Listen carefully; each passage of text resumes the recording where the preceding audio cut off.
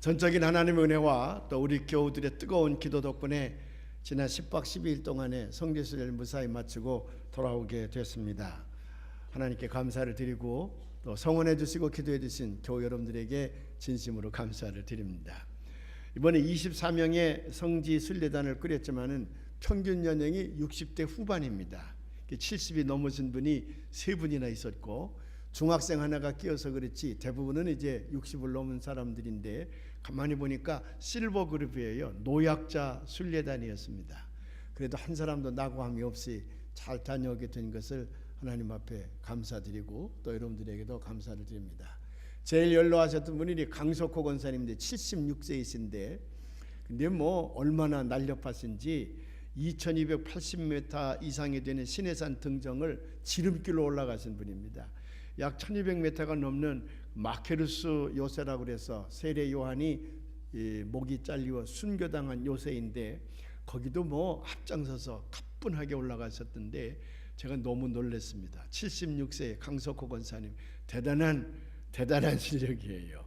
얼마나 장하신지 몰라. 우리 박수 한번 해드려요. 우리 강석호 권사님. 근데 조금 힘들으셨던 것 같아. 장학관님으로 계시다가 은퇴를 하셨는데 이번에 성지순례 때 처음부터 끝까지 한 번도 빠지지 않고 매 지점마다 사진 찍으시고 앞장서서 하시느라고 좀 힘들으셨는지 오실 때는 몸살 감기로 고생을 좀 많이 하셨지만 오늘 저렇게 예배 시간에 나오신 거 보니까 몸이 많이 회복되신 것 같습니다. 너무 감사합니다. 우리 75세 되시는 우리 김민순 장로님도 73세 되시는 최순자 전도사님도 거뜬하게 성지순례를 잘 마치고 오게 됐습니다. 이번 성지순례 사흘째 되는 날 우리가 시나이 반도를 출발하는데 갑자기 무장 군인들이 거총을 하고 우리를 컨보이한다 그래서 깜짝 놀랐습니다. 베두인 족속이 좀 데모를 하고 있다는 얘기는 들었지만은 우리를 무장 군인들이 컨보이하는 거 보니까 무슨 일이 생겼나 염려가 됐는데 막 시나이 반도를 빠져서 여리고에 입성하는데 메시지가 왔습니다. 우리 앞팀 우리보다 1시간 먼저 떠난 팀이 베두인 족속에게 납치가 되어져서 구금되어 있던 얘기를 듣고 우리가 얼마나 하나님 앞에 감사했는지 몰라요. 또 그분들이 빨리 풀려나기를 원해서 현장에서 우리가 기도를 많이 했습니다. 그랬더니 이틀 만에 잘 풀려나서 또 얼마나 감사한지 몰라요.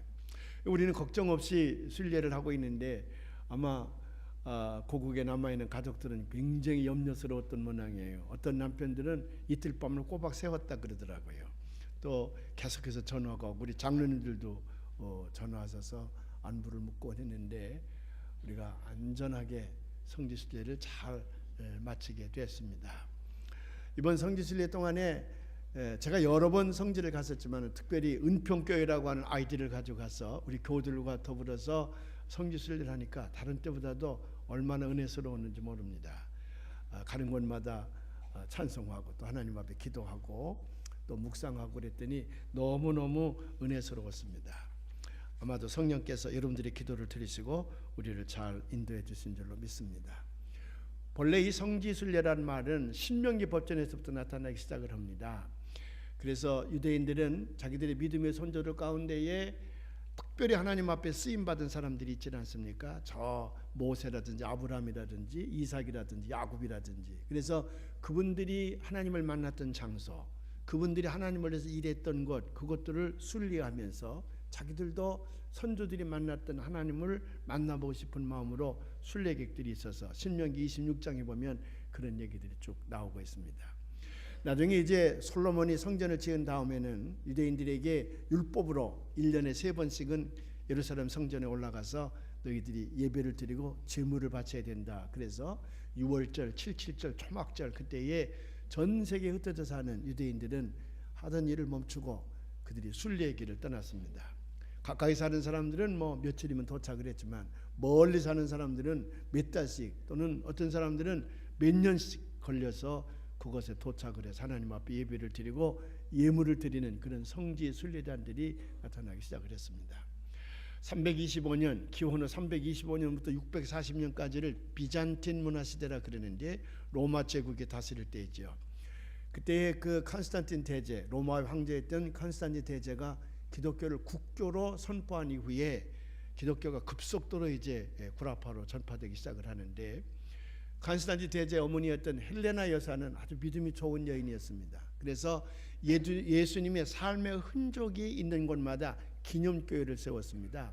예루살렘을 비롯해서 감람산이라든지 또 저 갈릴리 호숫가라든지, 심지어는 저 시내산에 이르기까지 헬레나 여사는 예수님의 흔적이 있는 곳마다 기념교회를 세워서 중세기의 많은 수도사들과 교인들은 헬레나 여사가 세웠던 그 기념교회를 순방하면서 하나님 앞에 예배하기를 원했습니다. 많은 수도사들이 이제 순례단을 조직을 해서 성지를 찾아갔는데, 그 길이 얼마나 험합니까? 삭막한 사막을 지나기도 해야 되고, 또 험한 산길도 넘어야 되고, 또 강과 바다를 건너야 되고, 그러니까 아마 생명을 잃는 사람들이 많이 있었던 모양입니다. 솔로몬 성전을 지은 다음에도 얼마 되지 않은 거리지만은 유대인들이 1년에 3번씩 성지를 갈 때마다 여러 가지 고생이 많이 따랐던 것 같아요. 강도를 만나기도 하고, 맹수들에게 물려 죽기도 하고, 풍토병에 걸려 죽기도 하고, 그런 일들이 많이 벌어졌던 것 같습니다.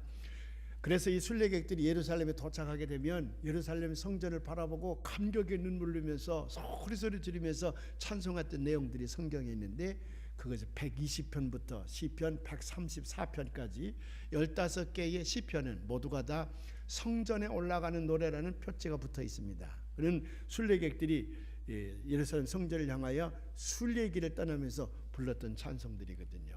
오늘 우리가 봉독한 122편의 찬송도 어렵게 예루살렘에 도착한 다음에 예루살렘 성전을 바라보고 순례객들이 찬송했던 내용이거든요. 우리 1절에 보면 뭐라고 되어져 있냐 그러면, 122편 1절에 보면 사람이 내게 말하기를 여호와의 집에 올라가자 할 때에 내가 기뻐하였도다.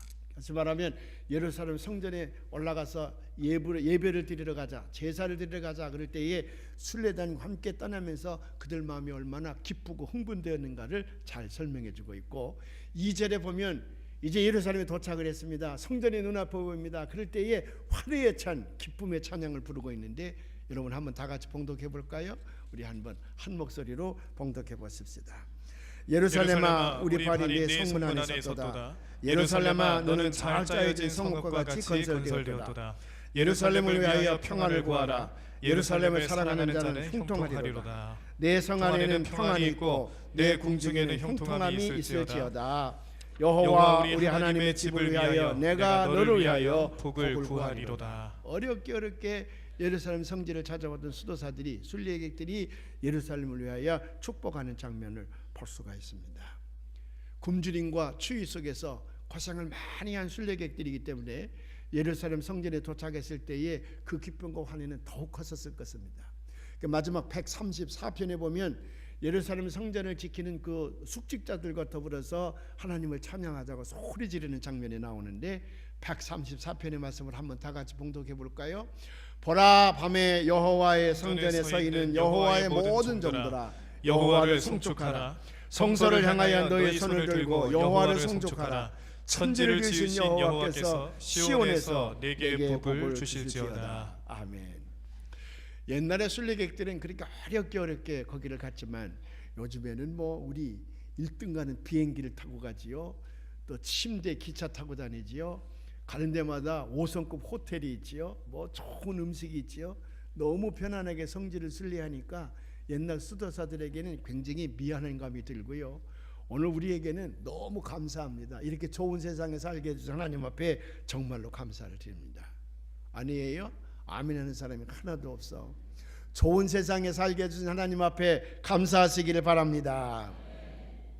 왜 우리는 성지를 순례합니까? 성지를 순례하는 이유는 예수님께서 밟으셨던 그 땅, 예수님께서 마셨던 그 공기, 예수님께서 바라보셨던 그 하늘과 그 산천 초목들, 우리도 같이 가서 바라보면서 예수님의 삶을 닮아보려고 하는 것입니다. 목이 가라도록 외쳤던 주님의 말씀을 예수님이 서셨던 그 자리에 가서 한번 들어보고 싶기 때문에 그렇습니다. 그래서 우리가 성지를 찾아가는 겁니다. 그 성지를 찾아가서 지금까지 살아왔던 우리의 삶을 다시 한번 되짚어보고 잘못된 것들은 거기서 반성을 하고, 그리고 하나님 앞에 새롭게 다짐을 하는 겁니다. 이제부터 새롭게 사는 내 인생은 좀 더 예수님을 닮아보려고 노력하겠습니다. 성령께서 우리를 잘 인도해 주시옵소서. 예수님과 나와의 관계, 하나님과의 나와의 관계를 새롭게 정립하기 위해서 우리는 성질을 순리하게 됩니다. 이번에도 이제 여러 곳 구약에 우리 선지자들이 살았던 곳도 다 다녀보고 예수님께서 33년 동안 사셨던 그 삶의 자체를 다 더듬어 보게 되었습니다. 얼마나 감격스러웠는지 몰라요. 제가 몇 번 성지를 갔지만 이번에 특별히 우리 은평교인들끼리 가서 성지를 순리하니까 너무나도 은혜스러웠습니다. 특별히 예수님께서 붙들리시고 재판받으시고 채찍 맞으시고 가슴에 혈관 쓰시고 십자가를 짊어지고 올라가셨던 그 골고다의 길, 그걸 비아 돌로로사라 그러는데 그 길에 들어섰을 때는 너무 감격스럽고 또 제 마음이 아프기도 하고 또 감사하기도 하고 출발하는 시절부터 제가 많이 울었습니다. 오늘날 나 같은 죄인을 살리시기 위하여 그 죄값으로 예수님께서 이 길을 십자가를 짊어지고 걸어가셨구나. 그때의 그 무지무지한 채찍에 맞을 때마다 얼마나 힘들었으면 3번씩이나 넘어지셨거든요. 그래서 그 골고다 언덕길에는 예수님의 3번 넘어진 곳마다 기념교회가 세워져 있거든요. 그걸 생각하니까 너무 고맙고 감사해요. 얼마나 아프셨나 못 박힌 그 손과 발 죄 없이 십자가에 매달리신 예수님 하늘도 모든 땅도 초목들도 다 울고 해조차 힘을 잃고 온 누리의 빛이네 끝없어라 주의 사랑 언제나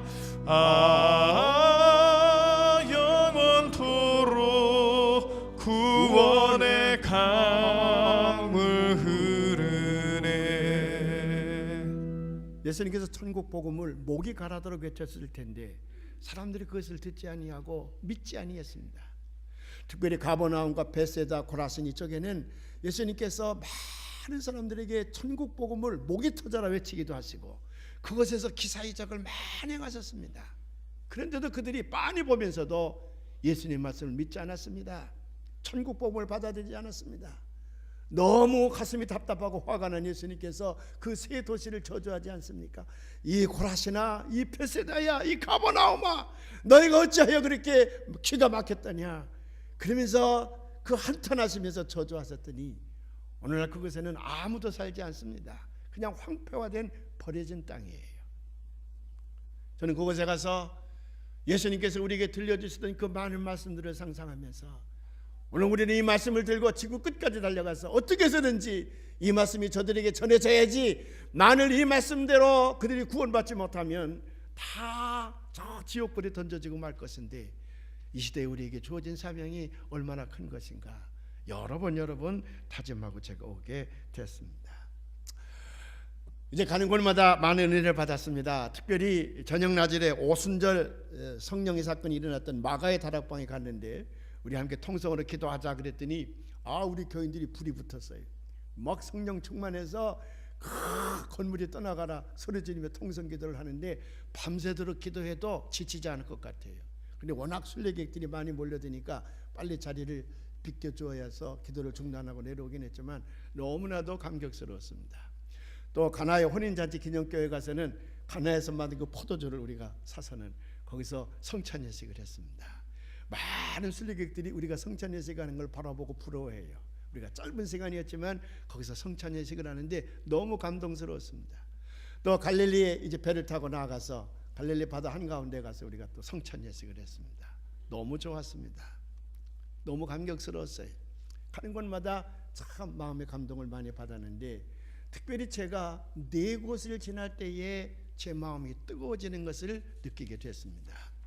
그 첫 번째가 어땠냐 그러면 막달라 지역을 지나갈 때입니다. 우리를 안내하는 가이드 하는 분이 목사님이셨는데 장로교 통합측 목사님이었는데 그분이 이제 농담 삼아서 여러분 막달라 마리아의 막달라가 무슨 뜻입니까? 막 달라는 얘기죠? 그렇게 물어봐요. 막 달라 그러면서 다녔기 때문에 막달라 마리아가 아닙니까? 그러더니 그런 게 아니고 막달라는 그 지역 이름을 말하는 겁니다. 그러면서 이제 설명을 해줬어요. 물론 우리가 잘 아는 내용입니다. 막달라라는 지역은 저 옆에 큰 도시 디베리아라고 하는 큰 도시가 있고 또 왼쪽으로는 가버나움이라고 하는 큰 도시가 있습니다. 그 중간에 있는 도시 이름이 막달라인데 거기는 로마 군인들이 주둔하고 있던 곳입니다. 예로부터 군인들이 주둔하는 곳에는 창녀촌이 번성하게 되어 있거든요. 그러니까 막달라 마리아라고 하는 말은 이 마리아는 막달라라고 하는 로마 군인들이 주둔해 있는 지역의 창녀 출신이라는 얘기입니다. 그래서 막달라 마리아입니다. 그렇게 설명을 해요. 우리가 다 잘 알고 있는 거지요. 근데 가면서 오면서 거기를 서너 번 이제 지나다니게 되는데 또 막달라를 지나가고 또 막달라를 지나가고 그러면서 한 3일 동안에 서너 번 거기를 지나가는데요. 왜 제 가슴이 뜨거워졌냐 그러면 막달라 마리아라고 하는 말은 좋은 이름이 아니에요. 막달라 마리아, 마리아에게 이 막달라라는 이름이 붙여진 것은 창녀 출신이라는 거거든요. 이렇게 창녀 출신 가장 비천한 여인을 예수님께서 사랑하셔서 그에게 모든 귀신을 내쫓아 주셨습니다. 여러 가지 귀신이 있었겠지만 그 중에 하나가 여자의 몸으로 정결하게 살아가야 되는데 그 몸을 군인들에게 돈 받고 파는 창녀 생활을 했으니 그런 나쁜 비도덕적이고 비윤리적인 귀신이 그 안에 들어가 있는 거 아니겠어요? 예수님께서 그 귀신들을 다 내쫓아 주시고 그 막달라 마리아를 돌아가실 때까지 아니 천국 하늘나라로 승천하실 때까지 그 막달라 마리아를 자기 곁에 두셨습니다. 막달라 마리아는 나같이 비천한 여자를 사랑해 주시는 예수님의 그 은혜와 사랑이 너무 고마워서요. 다른 수제자들은 다 예수님을 배신하고 떠나갔지만 끝까지 예수님이 있는 곳에는 막달라 마리아가 있었습니다. 재판을 받으실 때에도 채찍을 맞으실 때에도 십자가를 짊어지고 올라가실 때에도 거기 십자가에 매달려 계실 때에도 돌아가셔서 무덤에 묻혔을 때에도 사흘 만에 예수님의 시신을 찾아뵙고 향유를 발라드리기 위해서 맨 먼저 예수님 무덤을 찾은 사람도 막달라 마리아예요. 예수님이 승천하신 다음에는 그가 주의 복음을 들고 초대교회에 큰 역할을 감당합니다. 나중에 결국 순교를 당하게 되는데 제가 왜 가슴이 뜨거워졌느냐 그러면 그 막달라 마리아까지 살아가시는 주님의 사랑이 있었기 까닭에 나 같은 죄인도 구원받지 않았는가. 근데 그 막달라 마리아는 끝까지 자기 이름 앞에 막달라라는 별명을 붙였습니다. 결코 좋은 칭호가 아니지요. 나는 창녀 출신이었으다 그런 얘기거든요. 그래도 그는 끝까지 나는 막달라 마리아입니다. 아주 담대하게 나가서 나는 막달라 마리아입니다. 그럼에도 예수 그리스도의 뜨거운 사랑으로 내가 구원받았습니다. 내가 나음을 입었습니다. 나는 이제 주의 복음을 가지고 끝까지 이 목숨을 바치렵니다. 끝까지 충성한 사람이 막달라 마리아예요. 그런 사랑과 그런 은혜로 내가 구원받았는데도 불구하고 나는 과연 막달라 마리아만큼 주님을 위해서 충성하고 있는가. 너무 부끄러웠어요. 그래서 제 가슴이 뜨거웠습니다. 막달라 마리아와 같은 비천한 여자가 받아야 될 그 천대함을 예수님은 십자가를 짊어지시고 받으시고 나같이 못난 죄인을 살리고자 그 엄청난 십자가에서 그 생명을 바치셨거늘 나는 지금 무엇을 하고 있는가 생각하니까 너무 마음이 아파요. 너무 고맙기도 하고요. 그래서 제 가슴이 뜨거워졌습니다. 두 번째 제 가슴을 뜨겁게 만든 것은 베데스다 연못가에 섰을 때입니다. 예루살렘 성전에서 멀리 떨어지지 않은 곳에 베데스다 연못가가 있는데 지금은 다 지진으로 파괴되고 그래서 폐허화되어졌지요. 그래서 뭐 거기 연못에 보면 폐타야도 가서 있고 뭐 여러 가지 쓰레기도 많이 닫혀 있습니다. 많은 순례객들이 거기 와서 보고 그 기념교회에서 이제 기도도 하고 가는데 우리 순례단이 거기 도착을 해서 다 돌아본 다음에 제가 그 베데스다 연못 그에 대해서 이제 같이 간 목사님이랑 설명을 했습니다. 제가 여러 번 가봤으니까 이게 말이죠. 여기가 이게 옛날 베데스다 연못이 아니라 이거는 지금 한 10m 위에 쌓이 지진으로 무너지고 또 와서 십자군 전쟁 때도 무너지고 그래서 이만큼 쌓아서 그렇지 예수님 당시 때에는 저 밑에 보이죠? 저 10m 아래 바닥 보이죠? 저기가 예수님 시대 때의 베데스다 연못이에요. 그리고 설명을 하는 게요. 저 밑에 보이죠?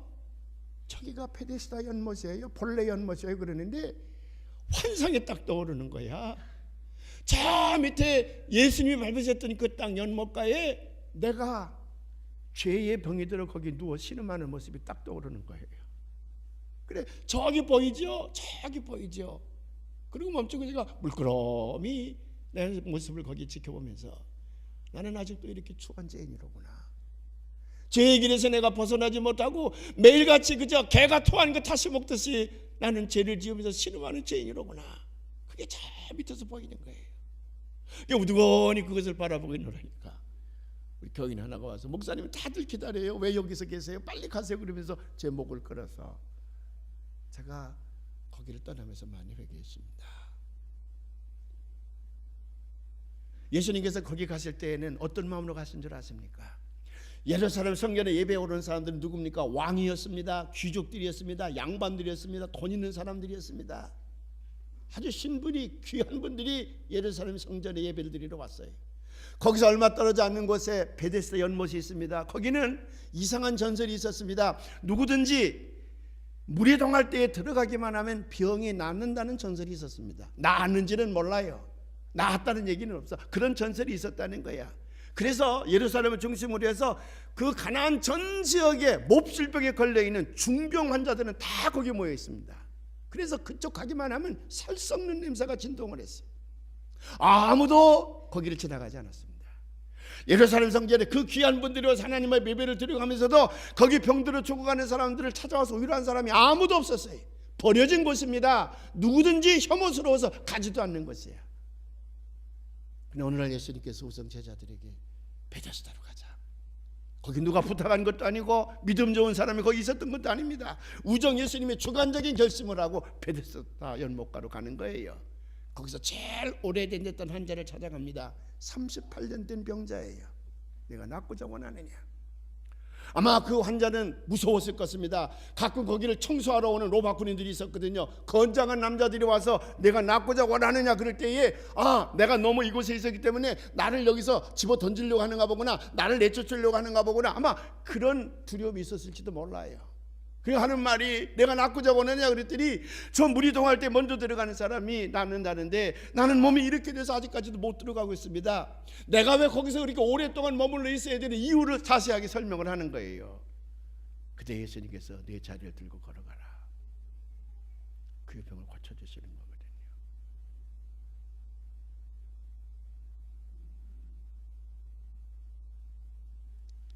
사랑하는 여러분, 우리는 죄에 머물러 있을 때에, 죄의 병에 들렸을 때에 이유가 많아요. 얼마든지 설명할 것들이 많아. 그래서 자기를 변명하지요. 그러나 예수님은 아니야. 그냥 네 자리를 들고 걸어가. 예수님의 주관적 사랑이 있었기 까닭에 나 같은 죄인도 나음을 입고 천국 백성이 되는 거 아닙니까? 베데스다 연못가 거기 찾아가서 예수님의 사랑이 있을 까닭에 죄의 병들어 있는 나도 구원의 길이 열리고 있구나 생각하니까 가슴이 뜨거웠어요. 하나님 앞에 정말 고맙고 감사했습니다. 세 번째 제 가슴을 뜨겁게 만든 것은 예수님의 십자가가 세워졌던 것입니다. 예수님이 붙들려서 재판받으시고 채찍 맞으시고 그리고 가슴 연료관을 쓰시고 십자가를 지고 골고다를 오르실 때까지 그걸 비아 돌로로사라 그러는데 14포인트라 그러죠. 14개의 지점에 기념교회가 세워져 있습니다. 그 14개의 지점에서 예수님께서 잠깐 멈췄다는 거거든요. 그래서 14개의 지점이 있는데 그 지점 중에는 베로니카 여인이 와서 예수님의 이마에 흘린 땀을 씻어줬다는 것도 있고 구레네 시몬이 예수님 십자가를 대신 짊어지신 것도 있고요. 또 어느 곳에 가면 여인들이 너무 슬프 울고 있으니까 예수님께 잠시 멈추었다가 여인들아 울지 말라 그 여인들을 위로했던 장면도 있고요. 아까 말씀드린 것처럼 예수님이 3번 넘어졌었는데 그 넘어진 장소에도 이제 기념교회가 세워져 있습니다. 또 예수님의 어머니신 마리아를 만났던 곳에도 기념교회가 세워져 있습니다. 14포인트를 쭉 추적해서 올라가다 보면 맨 마지막 골고다 언덕에는 5개 포인트가 함께 이제 거기에 있습니다. 10번째부터 시작해서 14번째가 이제 무덤교회라 그래서 그 교회 안에 다 모아져 있는데, 제일 첫 번째 지점은 예수님이 옷이 벗겨지던 것이죠. 로마 병정들이 예수님의 옷을 벗어서 나눠 갖지 않았습니까? 두 번째 지점은, 그러니까 11번째 지점은 예수님을 이제 누워놓고 그 십자가 위에다 못을 박는 것이죠. 세 번째 지점은 그 십자가를 세워놓은 것이고, 네 번째 지점은 13번째 지점이죠. 그 네 번째 지점은 예수님이 십자가에 돌아갔었을 때에 그 시선을 내리어서 우리끼리 말하면 염을 하는 거지요. 무덤에 이제 묻기 위하여 여러 가지 정결 작업을 했던 돌이 아직도 거기 있어서 사람들이 거기다 얼굴을 대고 울고 이제 그러지요. 그리고 마지막 지점이 이제 무덤인데, 워낙 사람들이 많아서 팔디딜 틈도 없어요. 거기 이렇게 무덤교회를 들어가니까 그냥 뒷사람에게 떼밀려서 앞으로 나가는 거지, 무슨 묵상하고 기도하고 그럴 여유가 없어. 얼마나 사람들이 많은지요. 그 무덤, 예수님의 무덤을 보기 위해서 줄을 서 있는데 2시간 가까이 우리가 기다려야만 했습니다. 줄이 얼마나 길고 얼마나 느린지요. 자꾸 그 러시아에서 온 사람들이, 순례객들이 자꾸 우리 앞에 끼어들어서 제가 참다가 나중에 화를 벌컥 내고 야단을 쳤습니다. 우리가 몇 시간을 기다려서 있는데 너희들은 자꾸 중간에 끼느냐? 끼지 말라고 제가 야단을 쳤더니 그 다음부터는 이제 끼는 사람이 없었는데, 그만큼 짜증이 날 만큼 많은 사람들이 거기 있어요. 근데 제가 오랫동안 거기서 기다리면서 그 무덤교회 안에 있는데 자꾸 제 눈이 어디 가냐 그러면 예수님의 십자가가 세워진 곳으로 자꾸 가. 그래서 다 무덤교회까지 마친 다음에 우리 순례단 같으로 바깥으로 나오다가 같이 간 윤 목사님이라는 분이 계신데, 그 윤 목사님하고 저 십자가 세워졌던 걸 다시 올라가자. 다시 올라갔습니다. 그 십자가 세워졌던 바위가 이렇게 있고, 그 위에는 예수님의 십자가가 이렇게 이제 조각되어서 있고, 그 십자가에 예수님께서 이렇게 가슴 열량을 쓰시고 이렇게 매달려 있는 동상이 거기에 있죠. 제가 두 번째 올라가서 그 앞에 서서 예수님 그러고 쳐다보는데, 예수님께서 저에게 뭐라고 말씀하시냐 그러면, 내가 너 때문에 아직도 십자가에 매달려 있지 않느냐, 그렇게 말씀하시는 것 같아. 그 동상이 잘 조각되어져서 가서 보면 참 뭐 금으로 되어 있는지 뭐로 되어 있는지 모르겠어요. 근데 가서 있는데 내가 너 때문에 아직도 십자가에 매달려 있지 않느냐, 그렇게 말씀하시는 것 같아. 그래서 제가 눈물을 닦으면서 죄송해요 예수님, 정말 미안해요. 아직도 나 때문에 십자가를 지신다는 말씀이니까 정말 미안합니다. 이 몹쓸 죄인을 용서해 주세요. 제가 눈물을 흘리고 거기서 회개 기도를 했습니다. 그 윤 목사님이 밑에서 기다려 빨리 내려가 그래서 그분의 손에 이끌려 예수님 얼굴을 바라보는데 너무 미안해. 거기 너 있었는가 그때에 주가 그 십자가에 달릴 때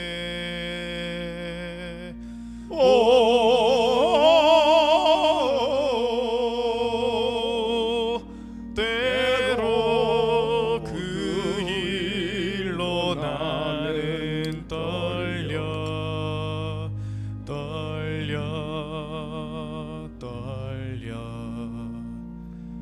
거기 너 있었는가 그때에. 마지막으로 제 가슴을 뜨겁게 했던 것은 느보산에 올라갔을 때입니다. 느보산에 올라가서 저 가나안 땅을 바라보고 있는데, 그 가이드하는 조그마한 여자가 이제 설명을 해요. 말 안 듣는 이스라엘 민족을 이끌고 40년 동안 광야를 헤매다가 여기 올라왔을 때에 저 종려나무가 우거진 가나안 땅을 바라보고 모세가 얼마나 기뻤겠습니까? 근데 하나님은 모세를 여기까지만 사명을 주고 여기서 죽게 해서 모세는 들어가지 못했습니다. 그러면서 아주 날카롭게 설명을 해요. 우리가 다 잘 아는 얘기죠. 모세가 40년 동안 이스라엘 민족을 이끌어오면서 그 여정이 얼마나 힘들었습니까? 그래서 때로는 너무 화가 나서 아마 이 모세는 하나님에게 여러 번 항변도 했었을 것입니다. 또 이스라엘 민족을 여러 번 나무라기도 했습니다. 근데 이제 하나님께서 그 가나안 땅을 보여주시는 거예요. 근데 하나님 뭐라고 말씀하시냐 그러면 보았느냐? 다 보았느냐? 그러나 너는 들어가지 못한다. 우리 그 말씀을 한번 읽어볼까요? 신명기 34장에 있는 말씀인데 다 같이 한번 봉독해 보십시다. 모세가 모압 평지에서 느보산에 올라가 여리고 맞은편 비스가 산꼭대기에 이르매 여호와께서 길르앗 온 땅을 단까지 보이시고 또 온 납달리와 에브라임과 므낫세의 땅과 서해까지의 유다 온 땅과 네겝과 종려나무의 성읍 여리고 골짜기 평지를 소알까지 보이시고 여호와께서 그에게 이르시되 이는 내가 아브라함과 이삭과 야곱에게 맹세하여 그의 후손에게 주리라 한 땅이라. 내가 네 눈으로 보게 하였거니와 너는 그리로 건너가지 못하리라 하시매.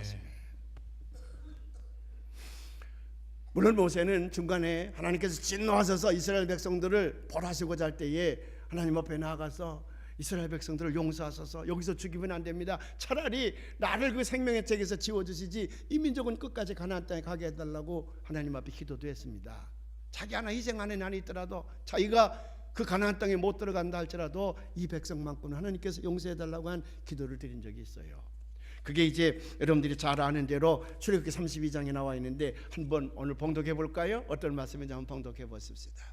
모세가 여섯개로 다시 나아가 여짜오되 슬프도소이다. 이 백성이 자기들을 위하여 금신을 만들어 싸우니 큰 죄를 범하였나이다. 그러나 이제 그들의 죄를 사하시옵소서. 그렇지 아니하시면 원하건대 주께서 기록하신 책에서 내 이름을 지워버려 주옵소서.